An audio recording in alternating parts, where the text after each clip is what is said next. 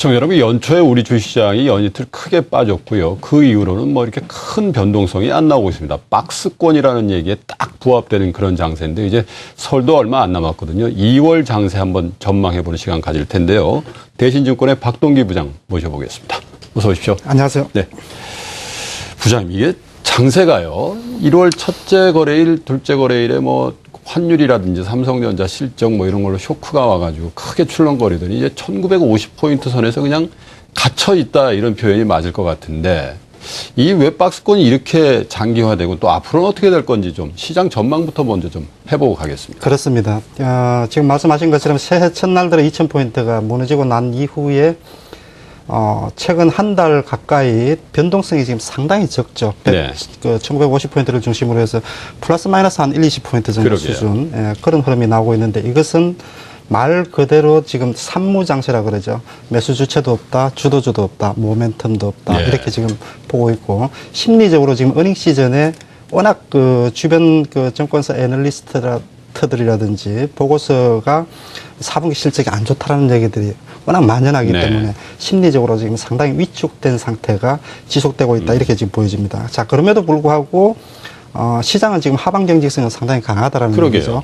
그래서 아마 그 어닝 시즌이 마감이 되면은 그 시장 흐름은 새로운 방향이 나타날 것으로 이렇게 보여지는데, 자, 어제 같은 경우도 장중에 큰 모멘텀이 없는 상태에서 중국의 인민은행이 시중에 돈을 풀었다라는 얘기가 나오면서 우리 시장이 반등을 했다가, 네. 자, 오늘은 또 중국 그 HSBC에서 그 PMI 지수가 6개월 내 최저치가 나왔다 이렇게 하니까 예. 또 10포인트 이상 크게 그러게요. 밀리는, 대외 변수에 의해서 크게 흔들리는 이런 흐름을 보여주고 있는데, 자, 이럴 때일수록 우리가 지금 한 가지 생각을 해봐야 되는 부분은 조금 큰 그림을 그리고 가야만이. 큰 그림. 예, 그렇습니다. 예. 저는 이제 늘 그런 부분들을 강조를 하지만은 세계 경제의 사이클을 지금 놓고 볼 때 2000년도 이후에 2004년부터 2007년까지 5년 동안의 경기 확장 사이클이 지속이 됐습니다. 네. 2007년도에 피크가 나오고 난 이후 2008년도 미국의 서브프라임 문제로 금융 위기 사태가 나오면서 쇼크 형태가 나왔죠. 네. 그래서 2008년부터 해서 이러한 쇼크 형태와 경기 침체가 2013년까지, 그러니까 확장기가 2004년부터 2007년까지 4에서 5년 정도, 예. 그리고 또 2008년부터 해서 2013년까지 계략적으로 한 5년 정도의 그 침체기가 지금 그 진행이 된 상태인데, 최근 들어서 미국 경기를 중심으로 해서 경기가 지금 회복되고 있는 그런 네. 흐름을 보여주고 있기 때문에 올해부터는 2014년도부터는 자, 미국을 중심으로 해서 경기 회복세가 지금 가속화될 가능성이 높다라는 점, 올해부터 해서 적어도 3년, 길게는 5년 정도까지는 경기 확장 국면에 진입할 가능성이 높기 때문에요. 그래서 지금 코스닥, 우리 코스피는 올해부터 해서 강세장으로 전환될 가능성이 높다라고 저는 개인적으로 생각을 하고 있습니다. 자, 그 와중에서도 조금 전에 우리 앵커께서도 얘기를 하셨지만은 코스닥이 상대적으로 최근 1월 달에 지금 강한 흐름을 그래요. 보여주고 있습니다. 그래서 앞으로 우리가 주목을 해봐야 되는 것은 전체적인 그 시장 흐름의 강세장도 중기적인 관점에서 염두에 두고 봐야 되겠지만은, 자, 그 코스닥이라든지 중소형주의 강세 흐름에 대해서도 좀 염두에 두고 전략을 짜는 게 좀 필요한 시점이다 이렇게 보여집니다. 네. 그러니까 뭐 전통적으로 뭐 이 경기는 순환하게 돼 있으니까 2007년도까지 확장 국면이었고 공교롭게 또 금융위기가 그때 터졌기 때문에 그렇습니다. 2008년도부터는 이제 위축되는 경기 이제 순환 국면이었는데 그게 작년 말 올해 초에 이제 끝나고 이제 다시 확장 국면으로 이제 접어들었다 이런 진단이신데 문제는 이런 것 같아요. 선진국 증시 그런 거 선반영해서 미국 작년에 30% 가까이 올랐죠. 일본도 그렇습니다. 50% 올랐고 유럽도 많이 올랐단 말이에요. 근데 신흥국인 그 뭐 러시아, 브라질, 인도 이런 거 다 뭐라고 할까요? 대박의 반대말은 뭐 쪽박이라고 할까요? 그렇습니다. 그리고 우리나라는 뭐 그냥 밍밍한 그런 장세였단 말이죠. 네. 선진국 경기가 주도하는 세계 경제의 그 확장 국면, 우리 증시가 이 수혜를 입을 수 있을 건지에 대해서도 논란이 좀 있는 것 같아요. 어떻게 보세요? 그렇습니다. 지금 그 조금 전에도 말씀드린 것처럼, 자, 미국 경기는 그 경기 회복 자체가 지금 본격화되지는 않았지만은 네. 저점을 찍고 지금 회복세, 완만한 회복세로 접어들었다라는 것에 대해서는 많은 전문가들이 공통적으로 지금 진단을 하고 있는 상태인데, 문제는 지금 얘기하신 것처럼 중국이라든지 인도, 브라질, 한국, 네. 주요 신흥공국들의 주가 지수에서 나타나듯이 흐름 자체가 지금 상당히 그러게요. 실물 경기도 마찬가지고 안 좋다라는 얘기죠.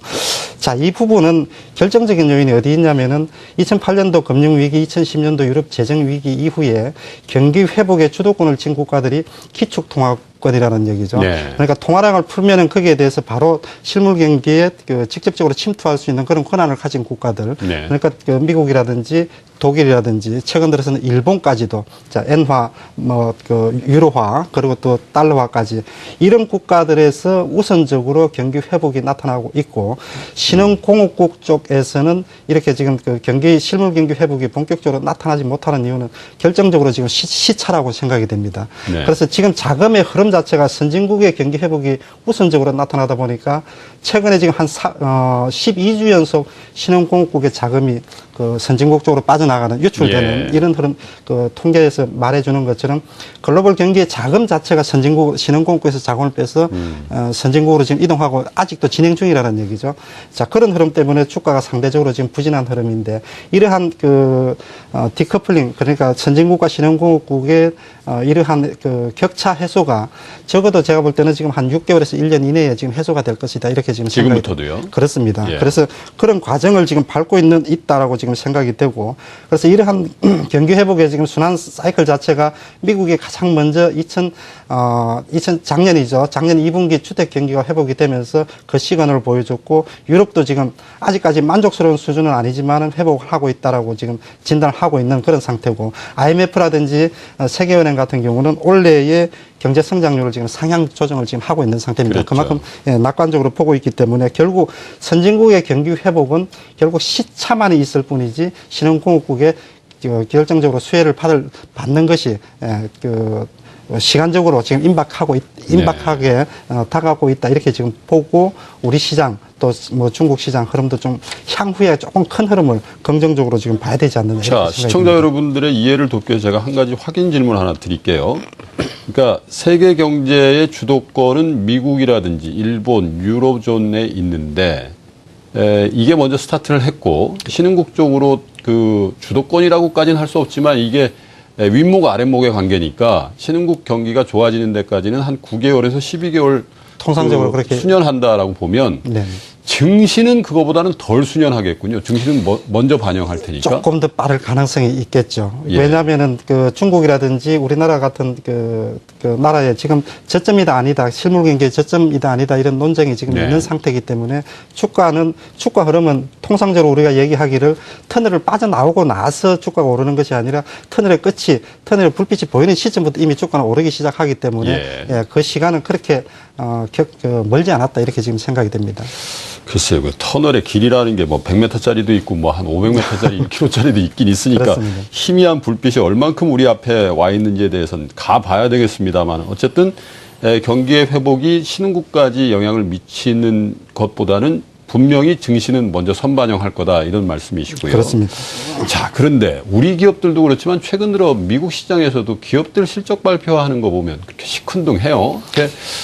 특별히 미국 시장 보니까 어제도 보니까 IBM도 그렇고요. 뭐 코치 같은 회사들도 굉장히 판매가 부진했다 해서 5, 6%씩 빠지는 걸 봤는데 우리도 이제 4분기 실적들 대기업들 위주로 이제 속속 발표가 되고 있지 않습니까? 그렇습니다. 이게 추가적으로 지금 조정을 받고 있는 우리 증시에 추가적인 발목을 잡을 수 있는 가능성 열어둬야 되는 거 아닙니까? 삼성전자가 실적 전망치를 발표를 하고 난 이후에 그 투자 심리가 지금 꽁꽁 얼어붙어 있는 그런 상태인데 네. 역시 지금 미국도 뚜껑을 열어보니까 은행주부터 해서 실적이 뭐 고만고만한 수준으로 그렇죠. 지금 나오고 있습니다. 통상적으로 미국 같은 경우는 실적 발표를 하게 되면은 예상치보다 상회 쪽으로 나오는 게 확률적으로 70% 정도가 과거에 그렇게 나왔는데 네. 이번에는 지금 그 정도 수준에 지금 미치지 못하고 있습니다. 네. 이것은 통상적으로 지금 4분기에 그 일회성 비용이라든지 잠재 손실 같은 걸 통상적으로 많이 반영을 하기 때문에 4분기에는 실적들이 썩 그렇게 좋지가 않습니다. 그런 부분들까지 일단 감안을 해서 봐야 될 것 같고 우리 내부적으로도 우리가 많이 얘기를 했지만은 4분기 실적이 안 좋다라는 얘기들을 워낙 연초부터 지금 해왔고 또 삼성전자에 대한 실적에 대한 어닝 쇼크가 나오면서 투자 심리가 지금 얼어붙어 있는 이런 상태이기 때문에 당장에 주가의 큰 반등이나 이런 거는 나오기는 조금 시간이 다소 필요하다 이렇게 지금 생각이 되는데요. 그래서 결국 지금 여러 가지의 통상적으로 그 종합적으로 지금 놓고 볼 때 어닝 시즌의 주가가 지금 안 좋은 부분은 개별 종목들에 대해서 어떤 그 쇼크 수준이라든지 큰 변동성이 나올 수는 있겠지만 전반적으로 어닝 시즌에 실적이 안 좋은 것을 지금 안 좋은 부분까지는 주가에 이미 선 반영이 되어 있다라고 보고 적어도 하방 경직성은 확보를 하고 있지 않느냐 이렇게 지금 생각이 됩니다. 그렇기 때문에 지금까지 그 투자 심리가 그 이렇게 좀 회복이 되기 위해서는 1월 달에 지금 마감이 되고 어닝 시즌이 개량적으로 주요 기업들 실적 발표가 마감이 되고 난 이후에 2월 달부터 아마 그 1900대 초반에서 하방 경직성을 잡고 강세장으로 전환이 되지 않을까 저는 그렇게 보고 있습니다. 네. 이런 분석이 있어요. 그러니까 삼성전자가 우리 시장의 뭐 절대적인 대장주인데 그게 새해 벽두부터 쇼크 수준의 실적을 냈는데 그래서 주가도 한 50포인트 빠졌잖아요. 그렇습니다.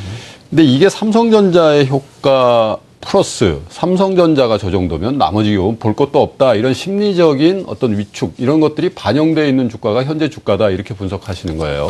그렇습니다. 그래서 지금 그 삼성전자부터 해서 삼성전자와 그 또 특히나 이제 그 IT 관련 업종들 그리고 네. 최근 들어서 지금 엔지 효과로 얘기가 지금 많이 나오고 있는 또 자동차 까지 이러한 수출주 관련주들에 전반적으로 지금 미치는 심리적인 요인 자체가 상당히 부정적이라는 얘기고 네. 이 부분은 주가에 이미 지금 자리에서는 반영이 되어 있다라고 봐야 되고 일단 실적 발표를 하게 되면은 오히려 지금 불확실성 해소 측면에서 접근하는 것이 맞지 않느냐 이렇게 보여집니다. 그럴 줄 알았어. 이 정도 반응을 보일 거다. 그렇습니다. 이런 말씀이신데. 자, 우리 시장 내부에 또 하나 지금 올해 시장을 통틀어서 이 뭐라고 해요? 논쟁이라고 할까요? 뭐 이렇게 주도권 싸움이라고 할까 이런 게 하나 있는 게 야 정부에서도 내수 살린다 그러고 보니까 이 환율 조건도 별로 좋지 않고 해서 이 전통적인 수출 관련 대형주 이게 되겠나 이런 입장도 있으시고 그래서 내수주 또 중소형주 위주의 장세가 될 거다 이런 입장도 있으시고 아니야 이게 세계 경기가 좋아진다는데 왜 그런 쪽으로 가냐 역시 그 삼성전자나 현대차를 필두로 한 이 경기 관련 수출주들이 다시 한번 전성기를 맞을 것이다. 이런 얘기를 하시는 분들도 치열하게 공방전을 하는 것 같아요. 부장님 견해는 어떠세요? 저는 수출주보다는 경기 민감주 쪽으로 그 좀 전략을 세우는 게 맞지 않느냐. 아니, 수출주가 경기 민감주 아니겠어요? 수출주도 포괄적 넓게 봐서는 사실 그 수출주도 경기 민감주에 지금 해당이 되겠지만은 예를 들자면 화학이라든지 건설이라든지 또 넓게 봐서는 가장 경기에 민감한 또 뭐 은행주라든지 이런 쪽을 조금 분리를 해서 놓고 본다 그러면은 그런 관점에서 그 경기 민감주 쪽을 그렇게 좀 세분화해서 본다 그러면은 수출주보다는 오히려 경기 민감주 쪽이 더 지금 그 경기 회복기에 가장 민감하게 주가에 지금 반응을 할 가능성이 높다 이렇게 지금 생각이 됩니다.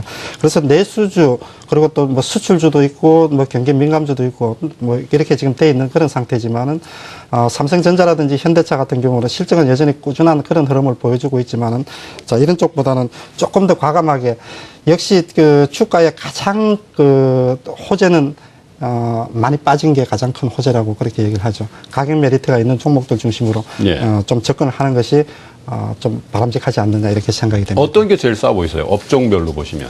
업종별로 본다 그러면은 제가 지금 가장 강조를 하고 있는 종목들이 업종으로 보면은 일단 건설주입니다.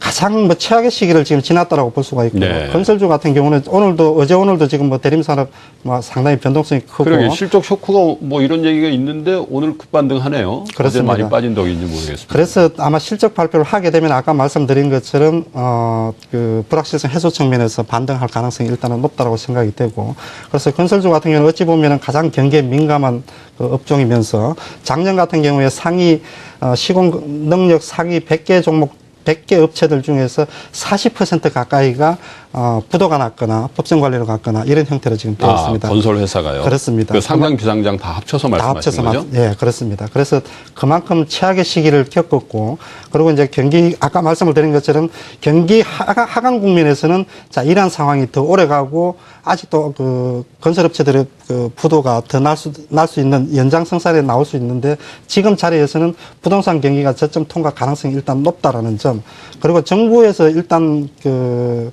부동산 경기 회복에 대한 어떤 그 정책적인 그러니까 그 규제 완화라든지 이런 부분들을 상당히 지금 적극적으로 해 나가고 있다라는 점이죠. 무엇보다도 가장 중요한 것은 그만큼 어려운 시기를 겪으면서 주가가 싸졌다라는 점이 가장 큰 메리트가 되지 않을까. 그래서 뭐 건설주 같은 경우는 가장 남들이 지금 어렵다라고 두려워하는 이런 시점에서 좀 매수 관점에서 접근을 해보는 그런 타이밍이 되지 않을까 이렇게 한번 생각을 해봅니다. 근데 이런 말씀을 하는 분들도 있어요. 작년 1, 4분기였나요? GS건설이 어닝 쇼크를 크게 내면서 큰 폭으로 빠져서 그때도 비슷한 의견들이 있었거든요. 그렇습니다. 아, 건설사 중에 이게 최고 우량주로 하고 있는 GS건설이 해외 부실 이게 다 밝혀진 거 아니냐. 그래서 이 주가는 이제 슬슬 바닥 찍을 거다 그랬는데 1년 내내 빠졌잖아요. 1년 그렇습니다. 그래서 뭐 우리 그 재미있는 표현을 이런 경우에 하면 안 되겠습니다만은 1층 밑에 지하실 있고 지하 1층 있고. 그래서 이렇게 계속 내려온 건데 건설주가. 네.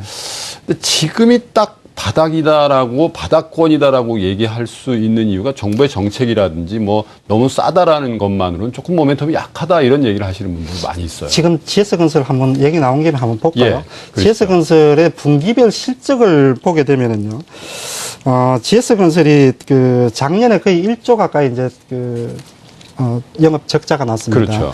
1분기에 5,400억 적자를 냈고요. 2분기에 1,500억, 3분기에 한 계략적으로 1,000억 정도. 네. 그리고 이번에도 흑자냐 아니냐 여러 가지 지금 얘기들이 있는 상태지만은 뭐 소폭 1,000억 이내에 적자가 지속될 것이다. 그렇지만 적자가 축소될 가능성이 높다 이렇게 지금 보고 있습니다.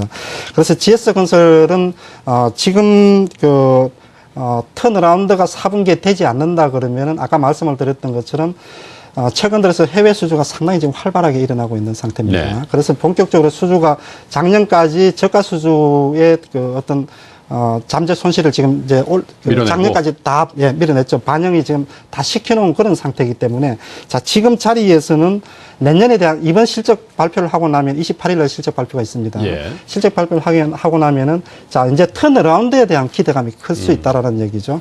그래서 지금 GS건설이 작년 한참 이렇게 영업 적자가 지속이 될 때는 유상증자를 한 해 만에 이런 얘기들까지 있으면서 주가가 3만 원까지 무너지는 그런 수모를 그러게요. 당했었는데 이게 지금 빠질 때 비정상적으로 빠졌기 때문에 정상화되는 과정에서도 올라올 때는 상당히 비정상적으로 올라올 가능성도 충분히 있다라는 얘기죠. 그런 관점에서 경기가 상승 사이클에서는 이러한 턴어라운드가 되는 시점이 매수 타이밍이다 저는 이렇게 보고 있습니다. 요즘 뭐 유행하는 그 용어 중에 비정상의 정상화라는 용어가 그 얘기도 있는데 있죠. 이 맞습니다. 건설주 주가가 뭐 저는 뭐 이 건설주에 대해서 판단을 하기보다는 이제 관찰자의 입장에서 봅니다만은 우리 투자자 여러분들을 위해서 정말 용수철 이렇게 정상적으로 이렇게 튀듯이 빠진 만큼 좀 회복이 됐으면 하는 그런 바람을 좀 가져보고요. 건설 업종 외에 또 다른 업종 이렇게 보시고 계신 건 어떤 게 있어요? 지금 제가 좀 강조를 하고 있는 것이 지금 아까 모두에서 말씀을 드렸던 것처럼 자, 코스닥의 시세가 그동안에 상당히 부진했습니다. 네. 그래서 올해 1월 들어서 원래 1월 효과인지 뭐 어떤지 모르겠지만 최근 들어서 지금 코스닥이 지금 상대적으로 강한 흐름을 지금 보여주고 있죠. 네. 그래서 이 흐름이 경기 회복 사이클이 아까 제가 진단을 했던 2014년부터 2017년, 18년 정도까지의 경기 회복 상승 사이클이 맞다 그러면은 코스닥의 지금까지의 5년 동안의 좁은 박스권 500포인트를 중심으로 한 좁은 박스권 상단 돌파 가능성이 있다라고 저는 네. 보여집니다. 그래서 코스닥을 좀 주목을 해봐야 된다 이렇게 생각이 되는데 코스닥에서도 여전히 지금 뭐 헬스케어라든지 여러 업종들이 있지만은 역시 지금 IT 부품주 쪽 좀 주목을 해봐야 되지 않을까 생각이 되고 역시 마찬가지로 IT 부품주 쪽 중에서 또 지금 경기 회복 통상적으로 이게 미국 S&P 500 지수 보면은 1550포인트 돌파 나오고 나서 지금 신고가를 계속 지금 내고 달리고 있는 그런 상태인데 경기 회복 1차 연도의 주가 흐름이 상당히 제일 강합니다. 그리고 제일 마지막 연도에, 마지막 피크를 한번 내고 그런 흐름인데, 코스닥은 지금 자리에서 550포인트 돌파 흐름이 나오게 되면 상당히 강하게 나오게 되는데요. 경기 회복 초기로 올해를 진단하는 게 맞다면은 코스닥도 빅랠리 가능성이 있다라고 지금 보여지죠. 장기간 5년 동안에 좁은 박스권에서 박스권 상단 돌파 흐름이 나오게 되면은 밸류에이션 매력도 있기 때문에 상당히 강한 흐름이 나올 가능성이 높다고 보여집니다. 그래서 종목으로는 역시 코스닥 같은 경우는 기관이 만지게 되면은 주가가 상당히 탄력적으로 움직이기 때문에 기관 순호, 최근 잘 나가고 있는 뭐 서울반도체라든지 이런 LED 종목들이 아마 이미 주도적으로 자리를 잡은 것으로 보여지고요. 작년에 역시 마찬가지로 최악의 시기를 보냈던 그 아몰레드 관련주도 삼성에서 올해부터 본격적으로 투자에 나설 가능성이 높다라는 점. 네. 그리고 반도체 장비주 관련주도 가격 메리트가 있기 때문에 향후에 좀 주목해서 좀 봐야 될 업종이 아닌가 이렇게 생각이 됩니다. 네. 이제 저희도 뭐 구정을 앞두고 있습니다만은 그 중국도 이제 춘절이라는 그 가장 큰 휴가죠. 그 명절 시즌을 앞두고 있는데 통상 뭐 춘절 효과 같은 것들이 장에도 좀 있다 이런 얘기들 하는데 이번 장에 영향을 받을 만한 뭐 업종이랄까요? 뭐 종목이랄까요? 뭐 굳이 골라주시면 어떤 게 있을까요? 중국 관련주는 중국 쪽은 당분간 좀 기대를 접는 게 낫지 않을까 이렇게 생각이 별로 듭니다. 효과 없다. 지금 그 우리나라하고 중국하고 지금 닮은 꼴이 주가 흐름도 지금 닮은 꼴이지만은 중국도 작년에 지금 시진핑 정부가 들어서면서 그 양적 성장보다는 질적 성장 쪽으로 그 정책의 기조를 지금 잡고 있는 상태고 최근 들어서 뭐 부패와의 전쟁이다. 뭐 또 뭐 긴축 그 기조를 지금 계속 아직도 지속하고 있는 상태고 이러한 정책 기조 자체가 만약에 바뀐다 그러면은 3월달 전인대에서 뭔가 변화가 나올 가능성이 높다라는 거죠. 그래서 지금 자리에서는 어제 같은 경우에 뭐 시중에 돈을 좀 어느 정도 풀고 하는 이런 흐름이 나왔지만은 정책적인 기조 자체가 당장에 올 초에 바뀔 것 같지는 않다라는 그 지금 그런 얘기고 그래서 중국 같은 경우는 어떤 이러한 그 긴축 기조가 당분간은 지속될 가능성이 높고 오히려 이제 지방 정부의 부채라든지 또 그림자 금융에 대한 이런 우려감들이 이렇게 그 대외적으로 그 좀 삐딱한 그런 시선을 보내는 전문가들이 많기 때문에 당장에 어떤 눈에 보이게 중국에서 어떤 모멘텀을 찾기는 조금 어렵지 않을까 이렇게 지금 생각이 듭니다. 자, 설을 앞두고 있고 이제 2월도 얼마 안 남았습니다. 2월장에 우리 투자자 여러분들, 우리 시청자 여러분들을 위한 투자 전략이랄까요? 조언을 주시고 순서 마감하도록 하겠습니다. 네. 지금 아까 말씀을 드렸던 것처럼 전반적으로 지금 그 어닝 시즌이 지금 지속이 되고 있는 그런 상태이기 때문에 아마 그 어떤 새로운 모멘텀이 나타나기 위해서는 일단 당분간은 2000선 이하에서 어떤 그 박스권 흐름이 조금 더 지속될 가능성이 높다. 그렇지만은 2월달 지금 전략을 1월달 지금 말이지만은 2월달 이후에 강세장 전환 가능성이 일단 높다라는 점 염두에 좀 두고 시장 흐름을 볼 필요가 있겠고, 그리고 두 번째는 좀 그 경기 사이클이 지금 강세장 사이클에 대한 배팅을 제 의견에 지금 동의를 하시는 분들 같으면은 좀 그 삼성전자나 현대차 같은 안정적인 종목보다는 그 가격 메리트가 있는 작년에 최악의 시련기를 겪었던 그런 종목, 그런 업종들, 즉 예를 들자면은 건설 업종이라든지 또 그 태양광 관련주라든지 또 코스닥 IT 부품주라든지 이런 종목들의 가격 메리트가 있는 종목들에 좀 적극적으로 좀 공격적으로 포트폴리오를 짜서 배팅을 해볼 만한 그런 충분한 시기가 지금 되지 않았느냐, 네, 이렇게 지금 생각이 됩니다. 예. 시청자 여러분, 그 대신증권의 박동기 부장께서는요, 올해 시장, 특별히 이제 구정 지나고 2, 3월 시장들을 전망해 주면서 어떤 주도주, 주도주가 없는 장세에서 주도주 골라볼 때요, 뭐 여러 가지 재료들도 있고 뭐 업종의 부침도 있습니다만은 작년 한 해 동안 가장 주가 흐름이 안 좋았던, 부침이 가장 심했던 업종 중에서 하나 골라보면은 어떻게 보면 좀 그 의외다 이런 그 생각도 드실 수 있으시겠는데요. 요즘 건설 경기에 대한 회복 기대, 또 정부 정책에 대한 기대, 또 무엇보다도 작년 한 해 동안 너무 많이 주가가 빠진 것들을 반영했을 때 건설주 같은 경기 민감주에도 지금쯤이면 한 번쯤 관심을 더 볼 만하겠다, 그런 조언을 주셨습니다. 부장님 오늘 고맙습니다. 감사합니다.